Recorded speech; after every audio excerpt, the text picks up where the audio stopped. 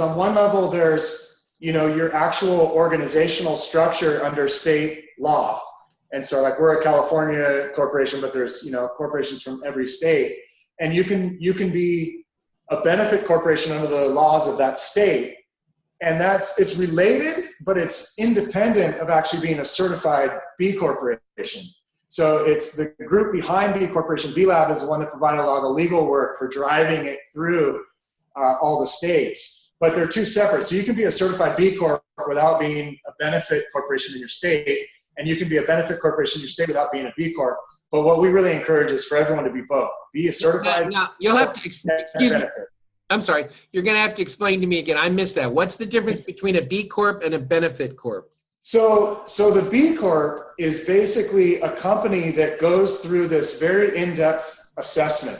That's basically an audit of your whole business practices, everything from your governance to your community activities to the way you work with your employees and team to your supply web. And it has, it's several hundred questions that's all supported with data. And then you get an assessment score. You have to, if you score 80 or more on this assessment, then you're eligible to become a certified B corporation. Okay, so that's a B corporation. Okay. So part of what happens is then as a B corporation, you say, well, I'm a certified B Corp. I want to change my articles of incorporation to say that we exist not only to maximize profit, but we also exist to create environmental restoration and social justice. And so in particular, Guayaquil's mission is to steward and restore at least 200,000 acres of rainforest and create at least 1,000 living wage jobs by 2020. And so who wouldn't want to buy your product? Right? Yeah. Right? And so that works, right?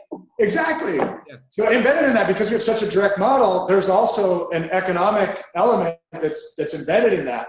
But we don't want it to be purely economic. We want it all to come together synergistically. And so what could happen, like I'll give you an example, was when Ben & Jerry's was sold to Unilever, as I understand it, there were people within Ben & Jerry's that didn't want to sell the company. And what they were told was, well, look, this is a great deal for shareholders, and if you can't come up with a better deal, an equal or better deal, then you could face shareholder lawsuits by not going through with it. And so that's part of what the benefit corporation legislation tries to address, is to actually have it be that you have formed as a legal benefit corporation to say that you have a double or a triple bottom line, not just economic. And I don't think it's really been tested legally yet, but the concept is that if you were to get sued by shareholders, that you could say, look, we were clear in that we incorporated as a benefit corp, that we weren't just about maximizing shareholder profit.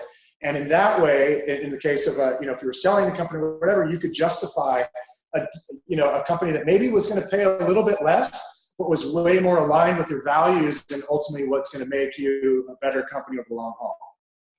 As we continue to explore conscious solutions to our world's most pressing problems, be a part of the conversation and subscribe to our Karma Talks channel.